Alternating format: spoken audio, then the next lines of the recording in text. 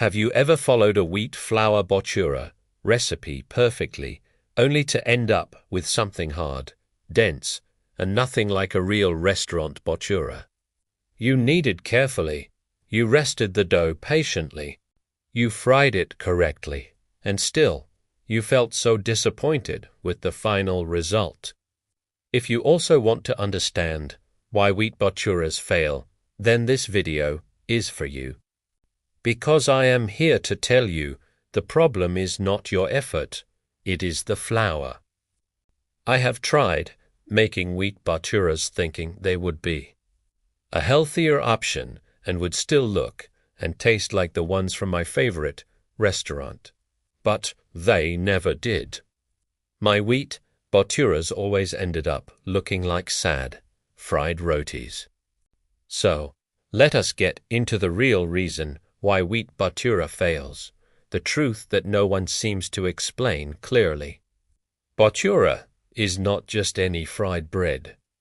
It is a very specific type of dough that depends on one single thing above all else: elasticity. Think about it. When a Bhatura goes into that hot oil, it needs to stretch instantly. It has to expand, trap air, and puff up like a perfect golden balloon. For this magic to happen, the dough must be incredibly relaxed and flexible, not tight and resistant. And this is exactly where maida, or all-purpose flour, and whole wheat flour behave completely differently. Maida is made from the endosperm of soft wheat. The gluten it forms creates long, smooth, and super stretchable strands.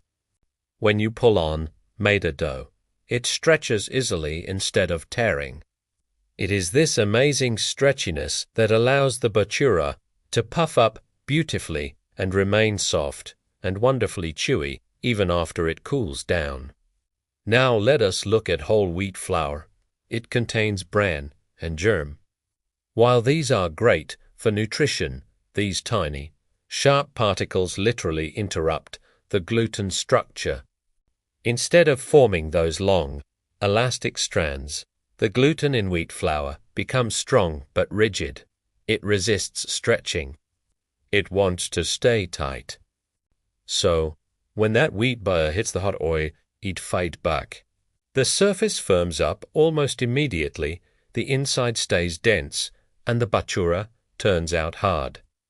There is another major issue: water absorption. Whole wheat flour is thirsty. It continues to absorb water even long after you've finished kneading. So the dough might feel soft and perfect initially, but during the resting period, it secretly tightens up. By the time you are ready to fry, the dough has lost that relaxed, supple nature it needs. Maida, on the other hand, does not behave this way. It stays consistent, stable, and much more forgiving. And what about fermentation? Bhatura relies on a mild fermentation, usually from yogurt or curd, to create gas bubbles. In a wheat dough, the bran gets in the way of this process too. The gas cannot expand evenly throughout the dough, so it does not puff up properly. Instead of a olo Bhatura, you get break textured. You will see a lot of cooking videos online promoting healthy wheat Bhatura, but let us be honest about what they are actually making. It is a fried roti. It might taste fine, but it is not a Bhatura. Restaurants never, ever use whole wheat flour for their Bhaturas because they understand one thing very clearly, that elasticity is completely non-negotiable. So, if you have tried making Bhatura with wheat flour and felt disappointed, please understand this. You did not fail. Your technique was not wrong. Your patience was not lacking. The ingredient itself is simply unsuitable for creating a true restaurant-style Bhatura. Bhatura is an indulgent bread.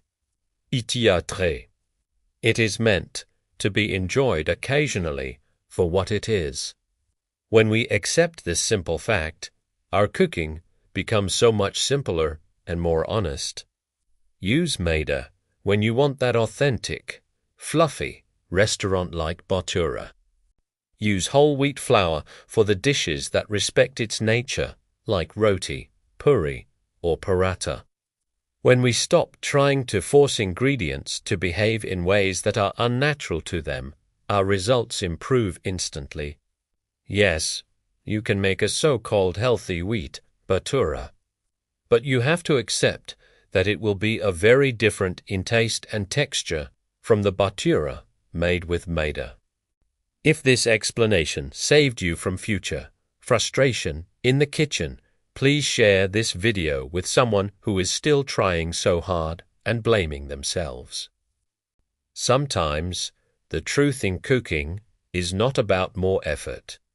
It is about deeper understanding of the ingredients we are using in our cooking. I will soon be uploading a video on making Bhaturas with Maida. I will put the link in the description box below. It will be my very first cooking video, just to show you how they turned out. Thank you so much for watching.